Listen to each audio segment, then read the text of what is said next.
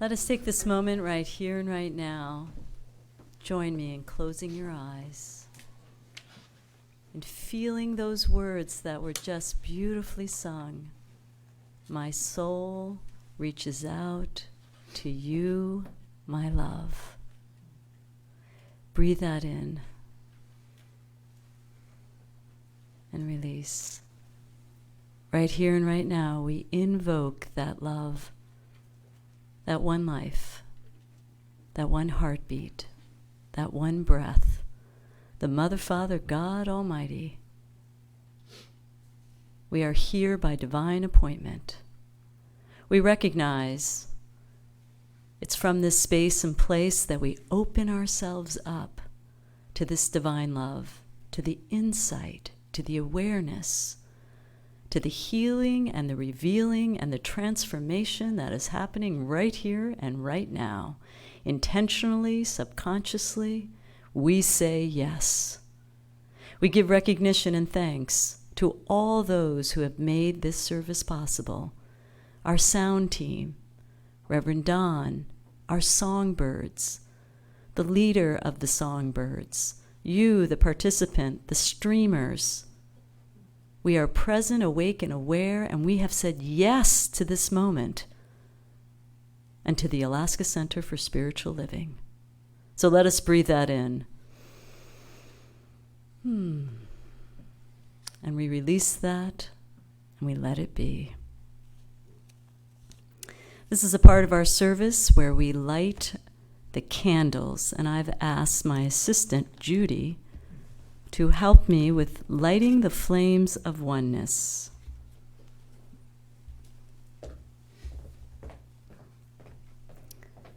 We are an interfaith gathering, a spiritual community that honors all teachings and all spiritual teachers. It is right here and right now that we are going to celebrate the oneness of life by acknowledging all people, all faith, come from one universal presence, which we call spirit. So our first candle is Tao, honoring the universal path of harmony and equilibrium, the natural way. Next is the shamanic traditions, honoring the belief and practices of all indigenous people, the way of pristine spirituality. Hinduism, honoring the path of knowledge, action, and devotion. Judaism, honoring the ethical path of living by sacred law. Buddhism, honoring the Four Noble Truths and the path of compassion. Christianity, honoring the Christ consciousness as the path of unconditional love. Islam, honoring the path of submission to the will of God as the highest calling. New Thought, honoring the metaphysical path of mental healing through the practice of universal spiritual principle. Our last and final candle is the healing candle of love. I invite you in this now moment to close your eyes, still your mind, and bring into awareness any person, place, thing, circumstance, unfoldment you wish to be included in this healing flame of light and love.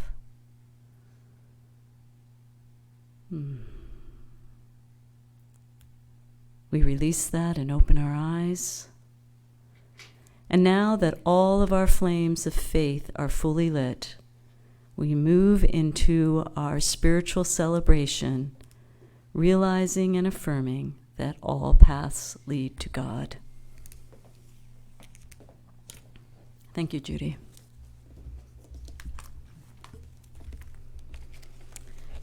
Our purpose statement, our reason for being, we awaken an inspired love and oneness.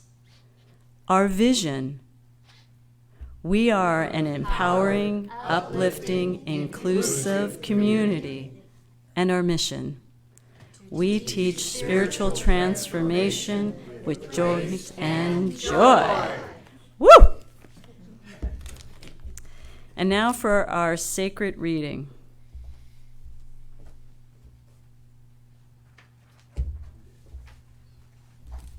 Our sacred reading comes from Ernest Holmes. So at the time of his writings, it was very he, she. So I'm going to reformat that because we're in a new day. In practice, the emancipated soul must always realize that he, she is in union with the Mother, Father, God. What the Spirit does, he, she can do in he or her own life. That's what God's Spirit is.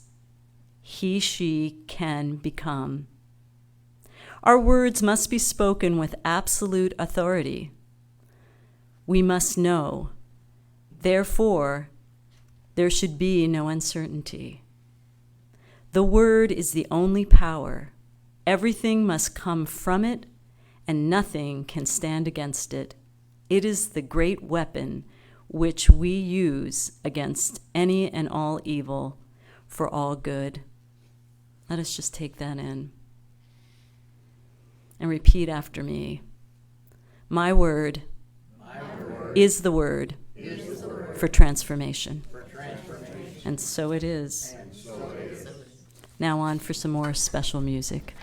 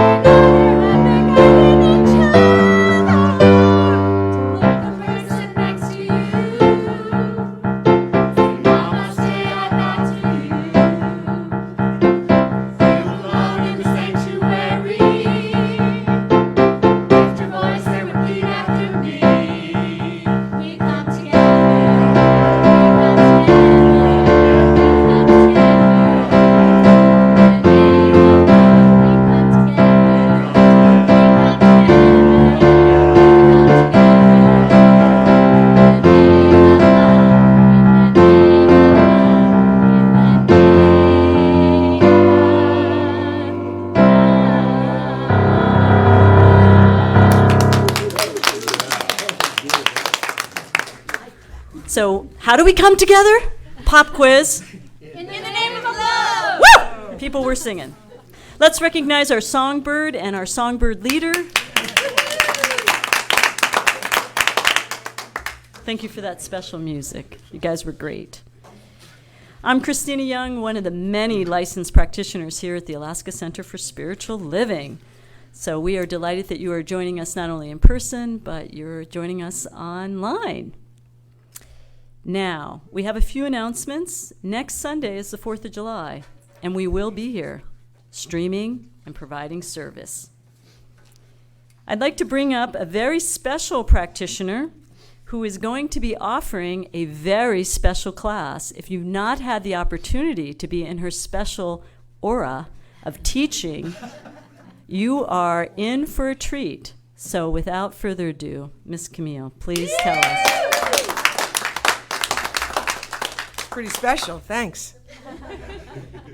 So I just want you to feel my heart this morning. For those of you who are here and those of you who are online, we're going to get together on Wednesday night and talk about uncertainty. Because I don't know about you, but I am living with uncertainty every day. And it's the new way. And in case you haven't noticed, everything as we've known it to be is collapsing because it's over. And we're in a massive time for change. But the good news is we are the architects of the new way. So on Wednesday night, we're going to reimagine uncertainty, because uncertainty is just one of many, many things that has been decided and defined by that which is outside of ourselves. And uncertainty has a bad reputation. And if you don't know, wow, lots of judgment about not knowing. So if you're feeling any of this, I want to invite you to attend here at the center. We have a 30-person capacity, but clearly we want to be with each other, and it's going to be a very interactive and engaging experience. If you prefer to be with us via Zoom, you can do that as well. And your registration will also get you the recording of the evening. So if you can't attend Wednesday night, but you still want to participate in what we're going to be talking about, then you can still register. Of course, this is in collaboration with the center here. However, all the information and the registration process is online at my website, CamilleConti.com.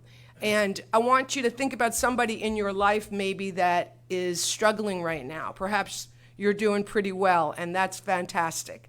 But we all know someone who's struggling with not knowing, who's struggling with uncertainty, who's gone through massive change, massive loss, and is trying to navigate in new territory, and nobody's got the instructions or the map.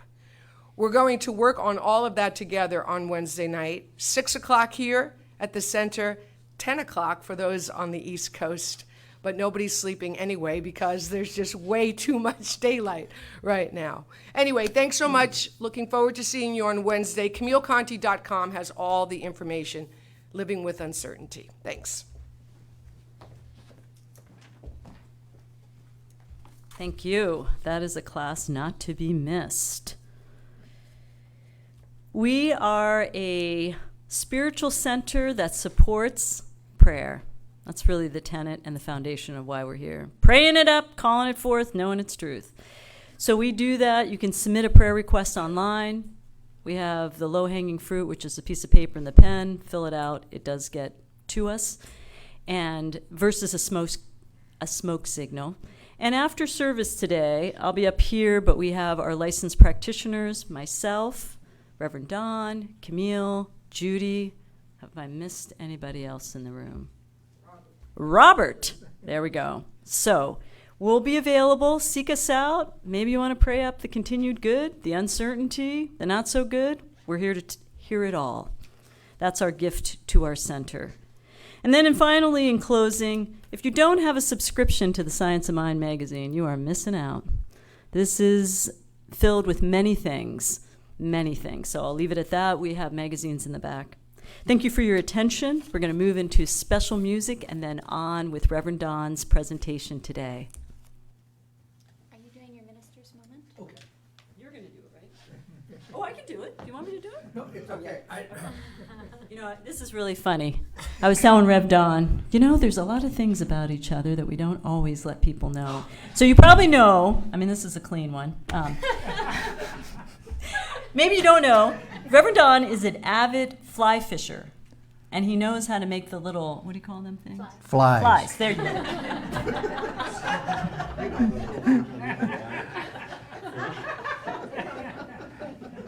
Totally off my game. I don't even know what my minister's moment was now.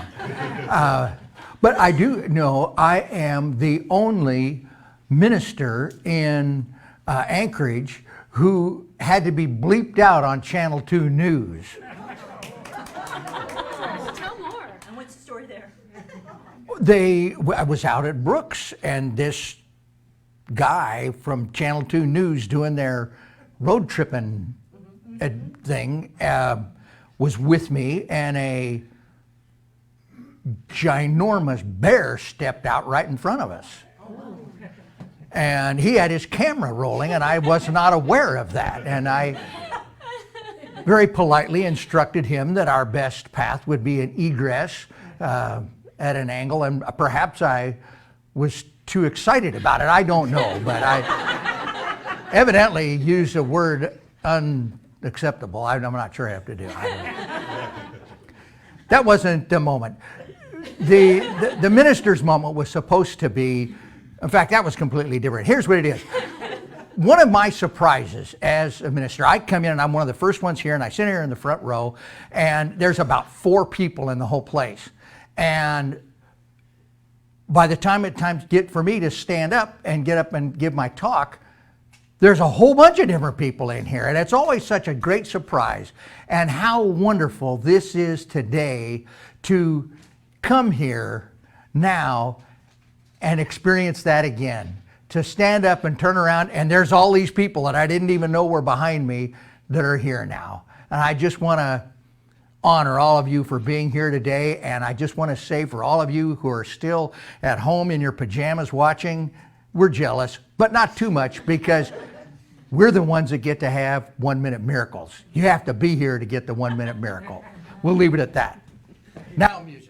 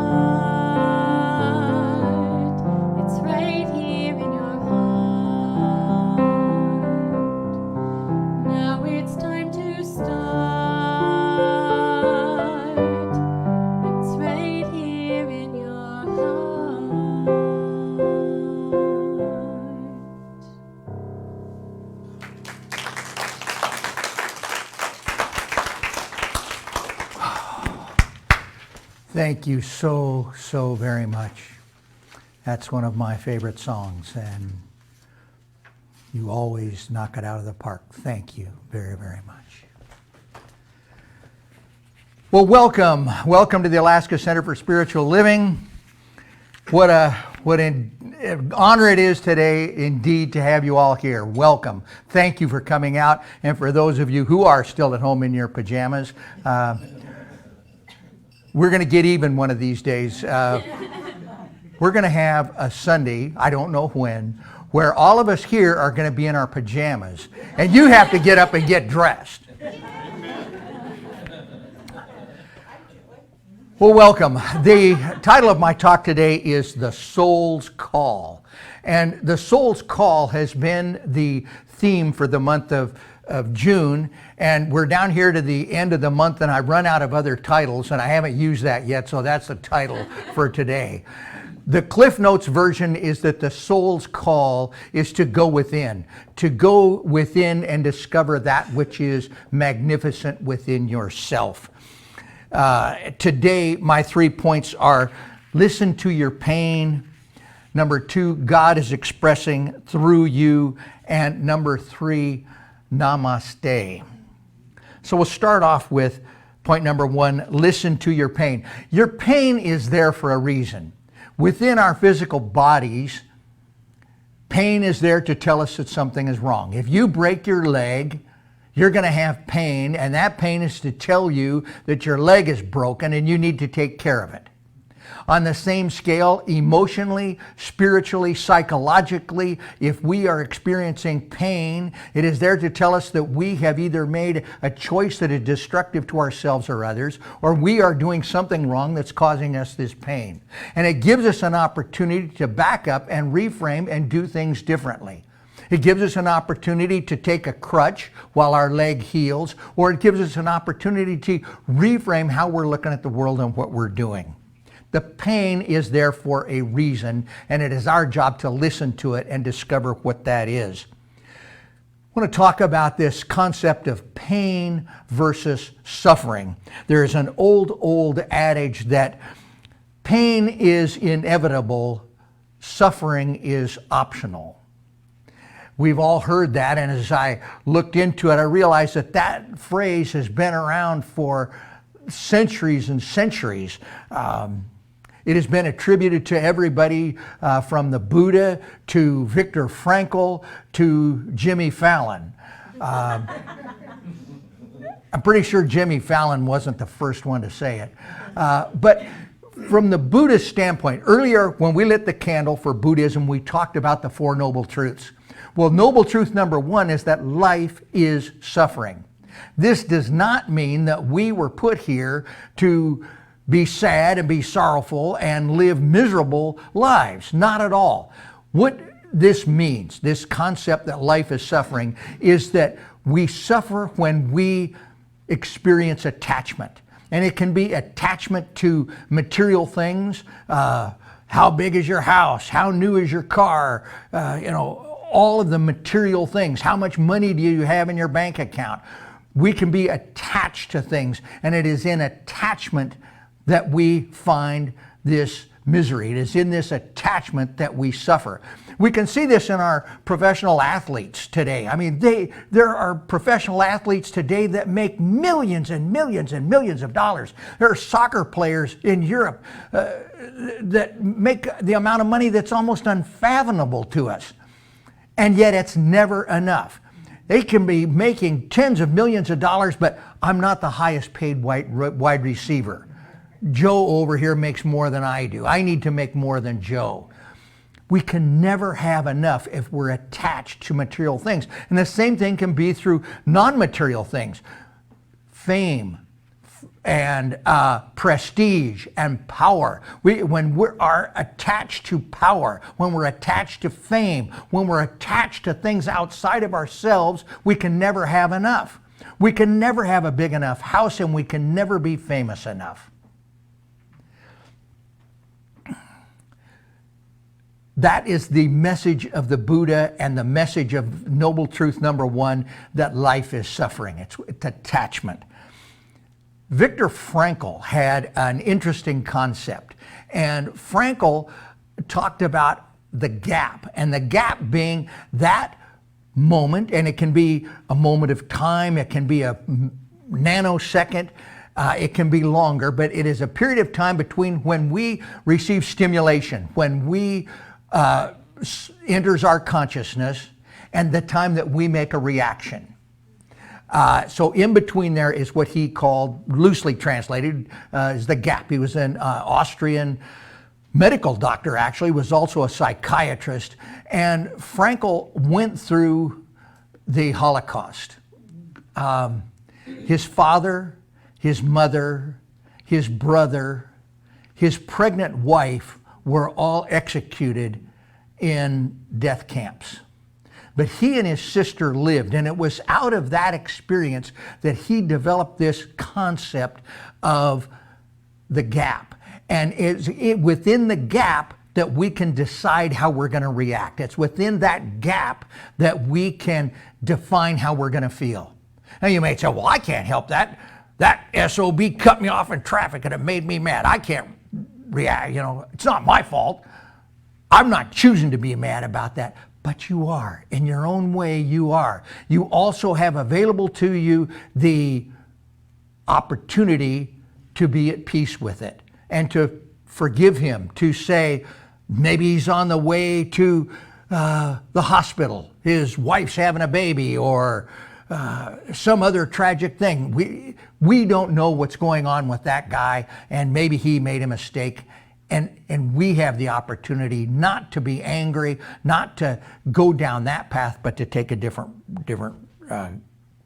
course of action.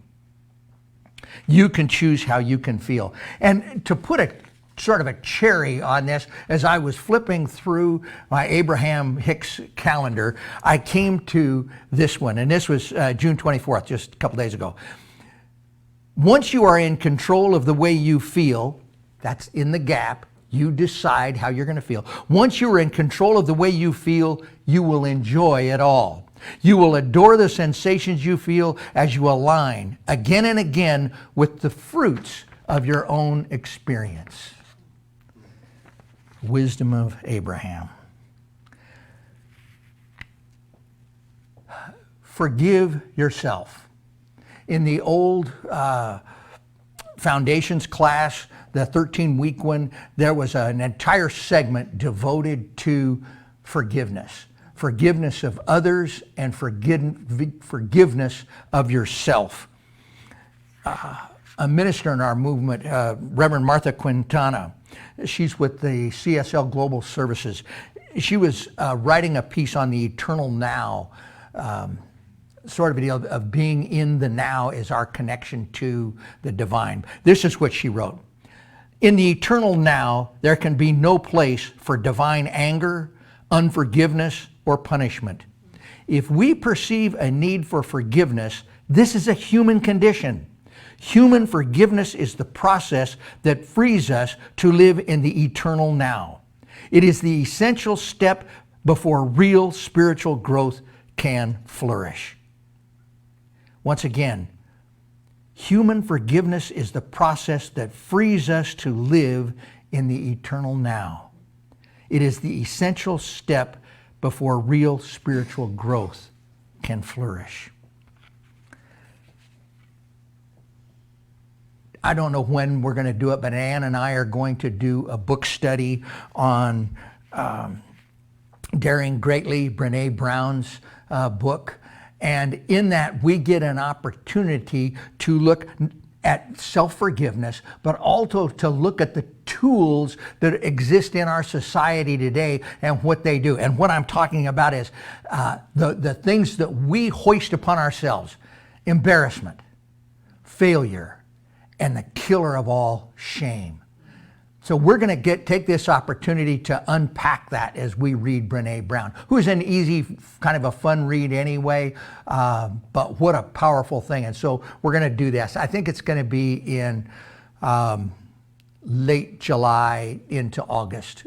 We're going to do it in 4 weeks, 2 hours a night, and give everybody an opportunity to go as deep as you want to go and share as much as you want to share, but it's going to give us that opportunity. Forgive yourself. Okay, point number 2. God is expressing through us, always. We, each one of us, on this planet, the ones that have gone before us, the ones that will come after us, we are all how that divine creative force, that infinite intelligence gives expression to itself. It's how it feels life. It's how it experiences life, is through each and every one of us. Another minister with our movement, Reverend Stacy Hilton, and she's on the Ministers' Council, wrote, God created humans in its own image and likeness for us to express our individual joy and love. No one can ever take away our birthright of freedom in the spiritual realm. There is no limit or limitation to our thoughts. Therefore, we cannot be bound. Freedom is our nature. We are free. No matter what our condition, no matter what kind of a prison we're in, we are free. And Deepak Chopra, in the 7 Spiritual Laws of Success, wrote, to be grounded in this experience, you have to be grounded in the wisdom of uncertainty. It is this uncertainty that you will find the freedom to create anything you want. And that's why it's so relevant that Camille's doing this wonderful workshop now on this very subject of uncertainty. It is that uncertainty that when we're in the gap, we don't know which way to go. We don't know what to do. But the thing that we do know is that in that uncertainty that we are free to choose. This is what we're here for. It is our spiritual growth to react from the gap of Frankl. Love is the self-givingness of creation. Again, love is the self-givingness of creation. And love takes so many forms. I've talked before about how in the English language we have one word for love, and yet in Inupiat indigenous people, they have like 27 words for snow. Well, there are a lot of different kinds of love, but I'm talking about that deep, heartfelt love. I'm talking about the love that's experienced through those cells in our heart, which are actually brain cells that are connected to our brain. It is the connection point between the mind and the heart. It is the love of an artist for a canvas. It is the love of a musician for a keyboard. It is the love of a singer for a sheet of music. It is the love of a mother for a child. That is the love, and that is what we're talking about. Love is the self-givingness of creation. And in that, it is up to us to celebrate the light and the dark.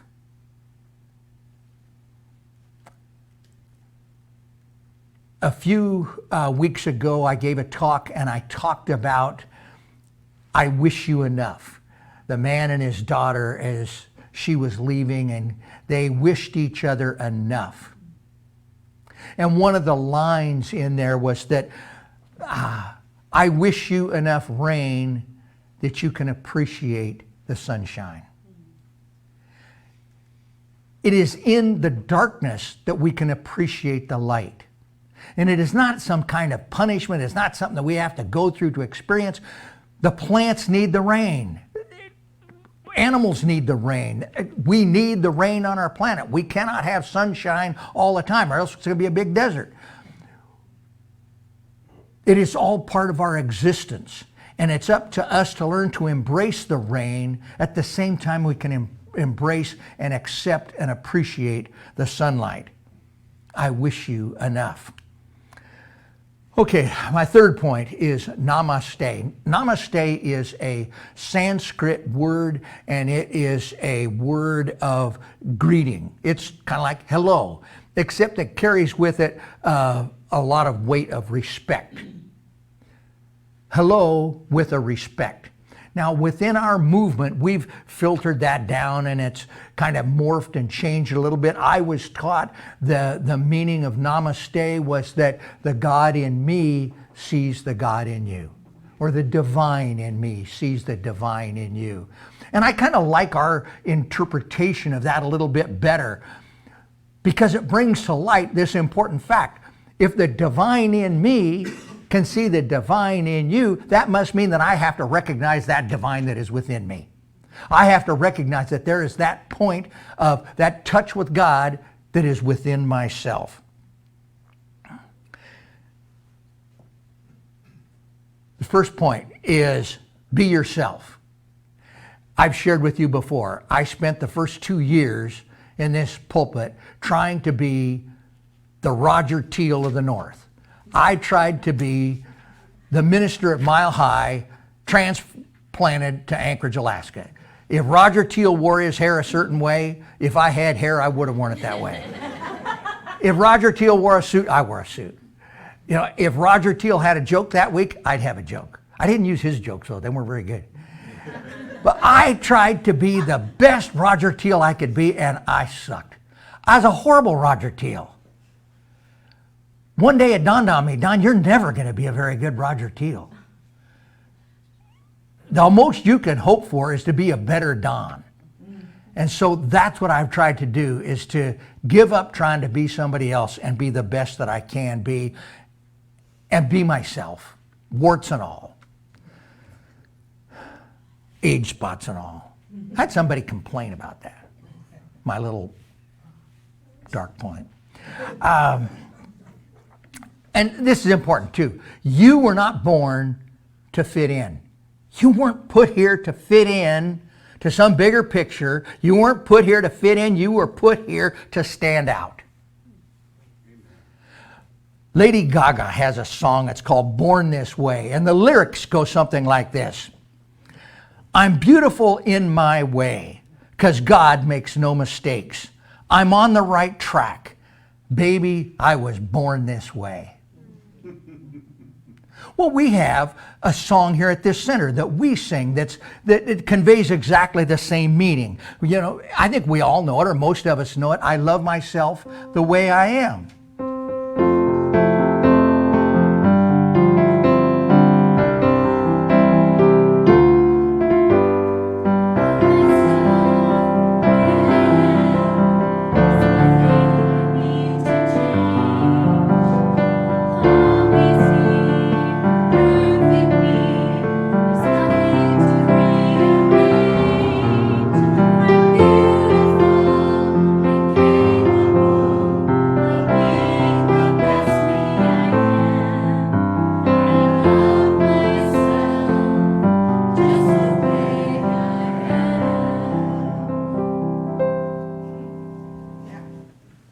Well, that was quite a treat. Reverend Nancy. Reverend Nancy, absolutely. Thank you, Aaron, for the little boost. And choir, how wonderful it is to have the choir here.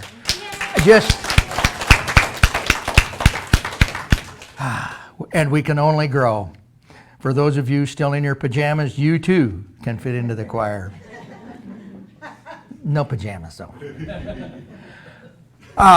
Okay, last point. Mistakes are blessings. Every single one of us makes mistakes. We make a lot of mistakes all the time. And mistakes are blessings. Sometimes they're in disguise, but mistakes are blessings. No matter how bad something you have done, no matter how egregious, no matter how horrible you think it is, and with it comes all of the shame, all of the disappointment, all of the things that we heap on ourselves.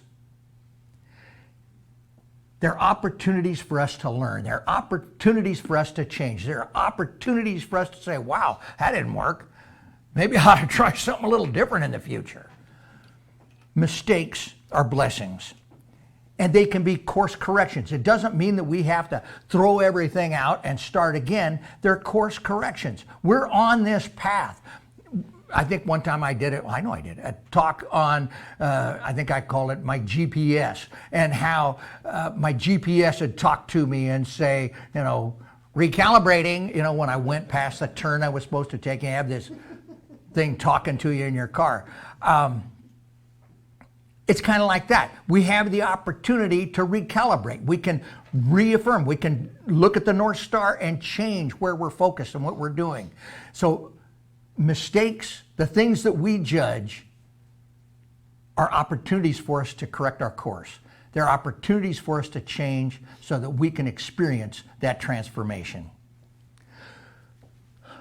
So, our conclusion today, what I want you to take away is this. We are what the world has been waiting for. Any challenges that we've ever faced in our lives have prepared us for this moment. Now is the time to commit to showing up authentically and to choose to live the life that we've always dreamed of. The more of us who choose to live authentically, the more we inspire others to do the same. When we show unconditional love and acceptance to others, we are serving as an example. If we want to see more unity, peace, and joy in the world, we have to commit to experiencing these qualities in our own lives. And so I encourage all of you to experience those qualities in your lives today. And so it is with this awareness of our inherent divinity, this awareness of our own beauty, that I invite my colleagues, the practitioners, licensed and not, to join me in holding our congregation in love and light, to simply recognize that there is indeed a power in the universe that is experiencing itself through and as each and every one of us, and we are all emanations of the Most High, and we are all have all of the qualities of the Most High within each and every one of us at every moment. And so as we go through this thing called life, we have the opportunity to sit in the gap and reframe, to relook at how we react to the world. For those of us who are experiencing lack and limitation, we just simply can know that, yes, these conditions exist, but the truth, capital T, truth of the matter is that we live in an abundant universe. And we can either feel sorry for ourselves, sit on the pity pot, and do nothing, or we can take action. We can move from A to B. We can open ourselves up to the largesse of the universe. For those of us who are experiencing health challenges, we don't deny that there are health challenges. There are broken legs, and there are crutches, and there are ways that we can deal with things in the world. And we also know that behind each of these, there is a blueprint of perfection. And we embrace that perfection. And we accept that which we cannot change. And for those of us who feel separation, separation from one another, separation from God, we just step in and know there is one life, and that life is the life of God, and that is our lives here and now. And the nature of that life is love. And we just accept, we give love. And so we just give thanks. We give thanks for our awareness of the presence of God. And we let it go. We let it be. And so it is. Amen.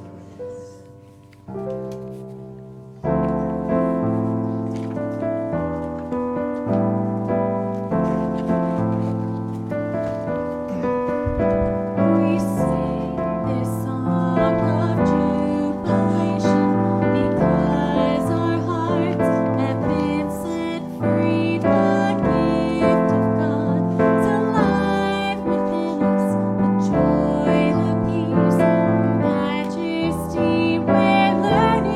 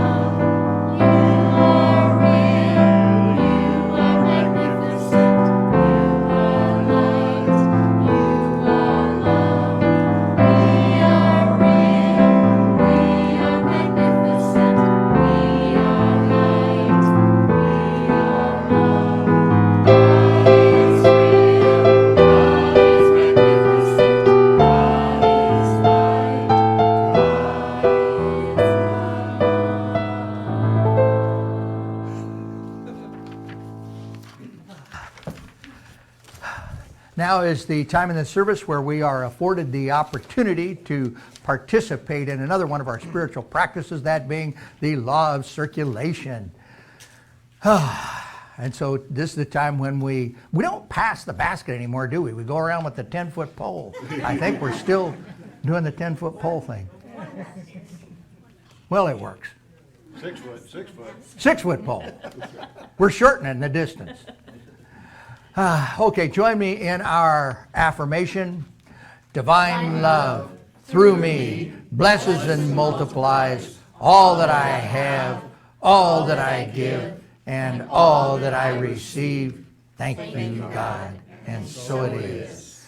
Before we go into our song, I need to mention the people who are online that have gone into the chat room. We have Joan Heidel, Ninetta, Trevor, Lynn and Marion, Louisiana, Maryland, Shelley Jean, and Patty. So,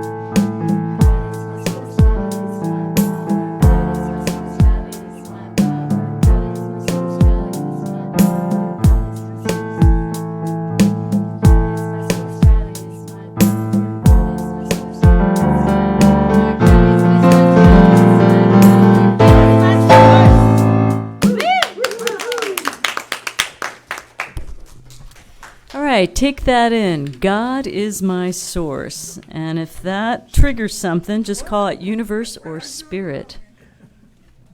Are you guys continuing? Okay. Just wanted to check in here for a moment. We are live. These moments do show up. This is the time that we come to the close of our fantastic service, only in form. You know, you can go online and refresh yourself on Facebook or YouTube. We do have practitioners that will be here for 1 Minute Miracles. So just join me in just gently closing your eyes. And I do this because it eliminates some of the outer stimuli. And just put yourself in this moment and on the breath. Our breath is the indicator of an intelligence that is breathing us. And as we breathe in and breathe out, we give thanks. We give thanks for all that has been explored, discovered, revealed, uplifted, transformed today. We give thanks that we have said yes to the service in whatever form we showed up. And we release this knowing that we are different and made new.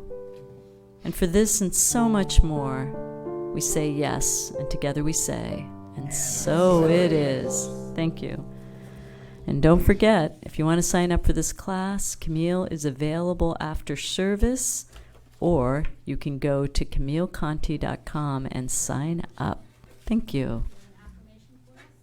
Yes. And the affirmation is, repeat after me, we are tapped in, tuned in, turned on to this one life, this one breath, this magnificent transformation that we are part of, and it is us. Namaste.